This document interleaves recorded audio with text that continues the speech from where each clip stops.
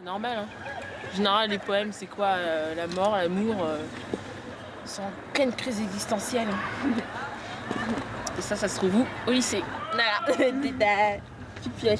Crise existentielle, hop, pioche un petit lycéen et voilà.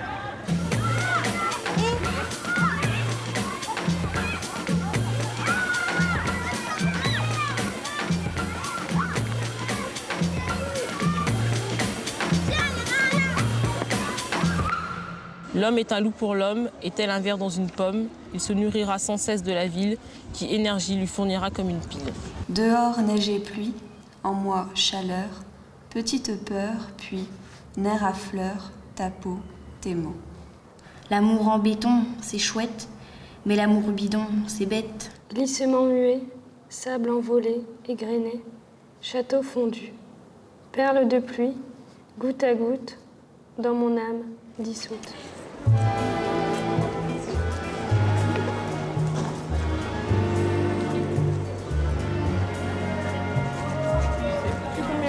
Après, je pense au bagnon. C'est qui? Il faut oser les mélanges.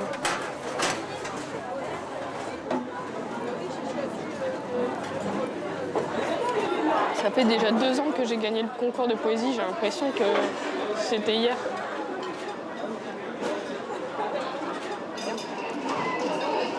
Voilà ce que tu dois faire. Tu fais des poésies à longueur de temps, tu fais un recueil. Et puis bon, quand 50 ans après ta mort, tu deviendrais riche. Ça fait quand même depuis la 4e que j'écris un petit peu.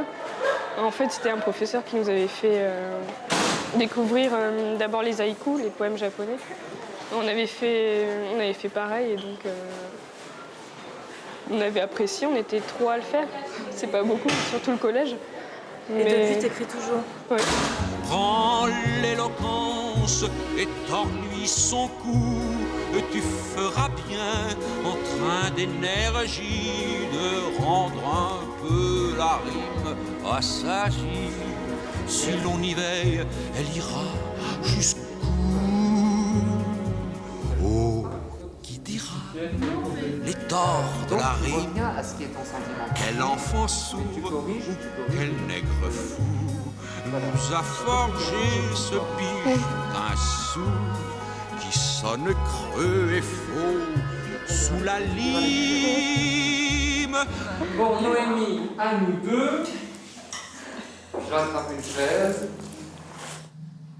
Si tu ne mets pas d'article, il s'agit de quelque chose qui est plus indéterminé.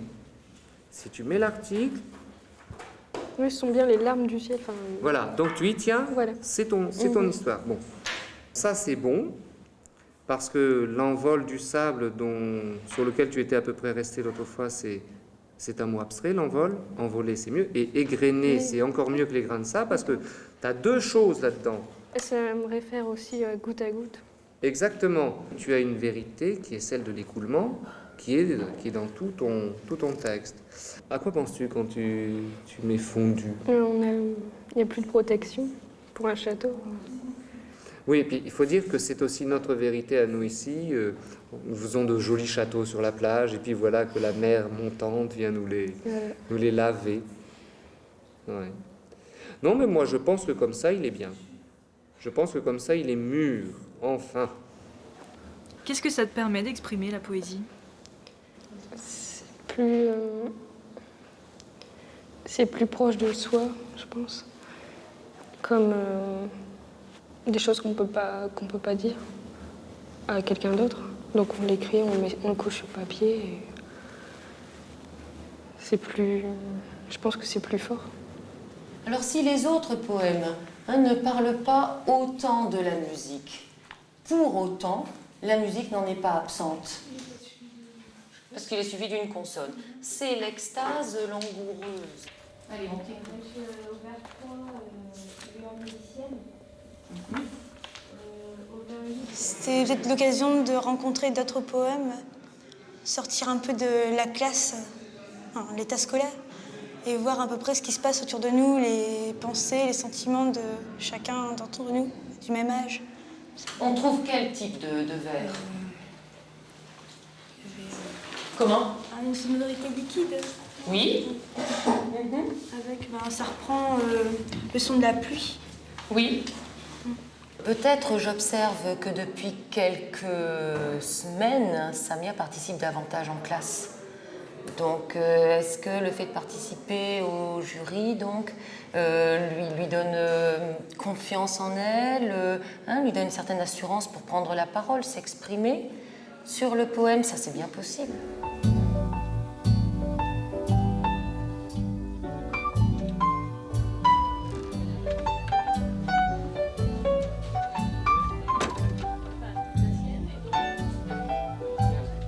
Les sanglots longs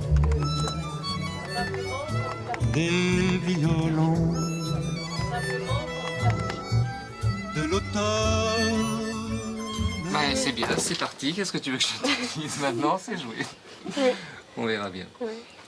Mais je pense qu'il est honnête. C'est déjà ça l'essentiel. Quel commentaire tu ferais de ton poème? Il reflète vraiment ce que j'ai au fond de moi, je pense. Un peu le tourbillon et puis l'absence, peut-être. Et ça te ferait plaisir qu'il soit primé? Quand même, on peut pas le nier. Oui, ça me ferait vraiment plaisir.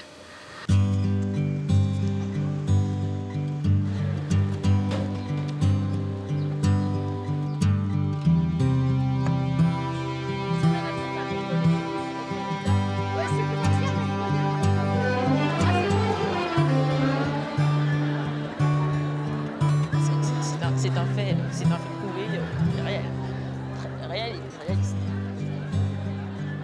Moi, je suis étonnée de voir qu'il y ait autant de jeunes qui s'intéressent à la poésie. Je sais pas. De toute façon, on a tous, c'est normal. Hein. En général, les poèmes, c'est quoi? La mort, l'amour, sont en pleine crise existentielle. Et ça se trouve où? Au lycée. Voilà. Petite pioche.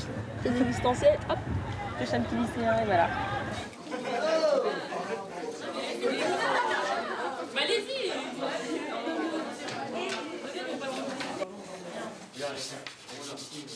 Lettre. Voilà.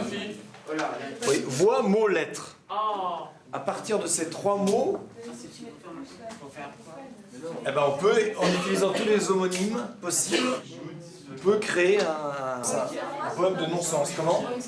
Ah non, pas en une seule phrase, non, en plusieurs phrases. Il y a un bon mot valise là. Dans ma boîte aux lettres. C'est pas mal ça, une boîte aux lettres. Boîte aux lettres. C'est quoi? Moi j'ai mis étilettre. En fait, j'ai mis les mots ne sont que des étilettres collés sur les choses. Des étilettres? Étiquette, étilettre. Ah oui, des étilettres. C'est un prof de philo. Et ça donne envie d'écrire? Oui.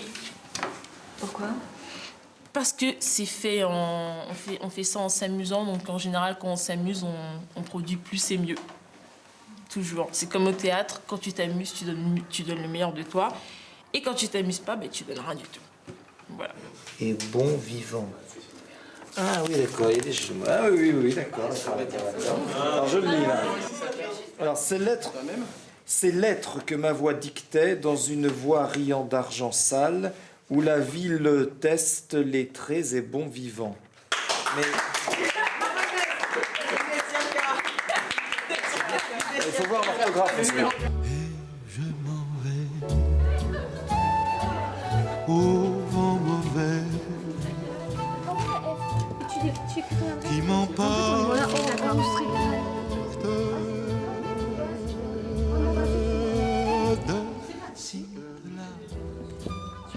Est-ce que vous avez des impressions d'ensemble à nous donner là, sur ces poèmes de terminale? Il y a 2-3 poèmes comme ça qui ont un style complètement différent d'écriture et très intéressant.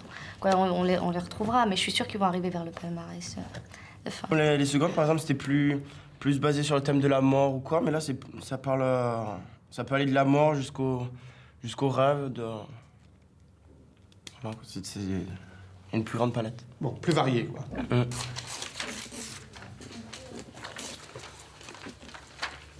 Repérez-les bien. Hein. Mais ça, c'est... On commence par la discussion. Alors, qui est pour repêcher compte d'avant? 1, 4, 5, c'est bon. Cet enfant qu'on enterre. La pluie glisse doucement sur les feuilles et la terre. Elle efface lentement le deuil de vos visages tristes. Cet enfant qu'on enterre, c'est le mien, c'est le sien. Et sa mort est le fruit de la guerre. Il est mort de vos mains. On se met bien dans l'atmosphère du poème. Il nous implique.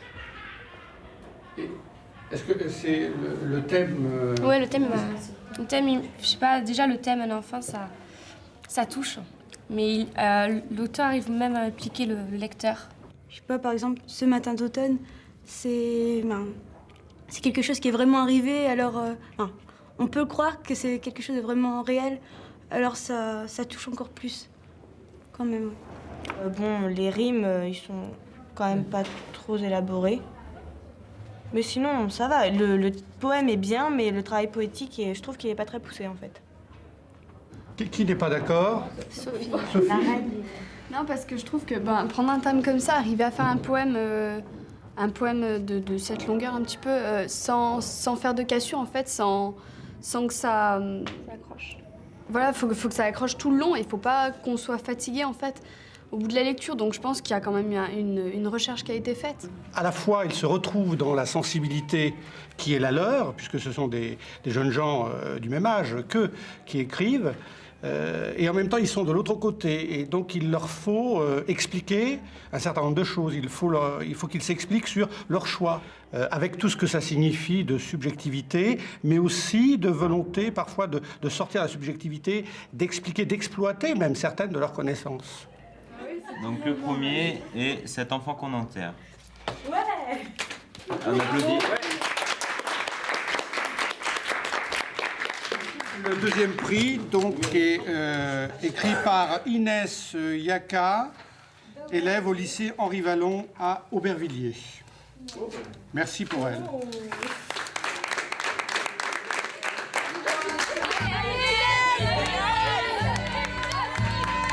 On n'avait pas capté que c'était quoi depuis le début. Oui, c'est vrai, ouais. Il est juste anxieux, ce garçon. Est-ce que tu t'y attendais? Non. C'est que ton poème revient de loin, parce qu'au premier tour, il n'avait pas été pris, il a été repêché. Ah, bah je viens du repêchage, bah tiens, mais ça va peut-être me porter chance pour le bac. Ça va peut-être me porter chance pour le bac. Hein. Bah, j'espère. Voilà.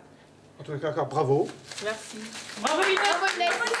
Que ton vers soit la bonne aventure éparse au vent crispé du matin qui va fleurant la menthe et le thym et tout le reste est littérature. À quoi ça sert un poète alors en fait? Un poète? Faire découvrir la vie aux autres, peut-être. Et tout le reste est littérature.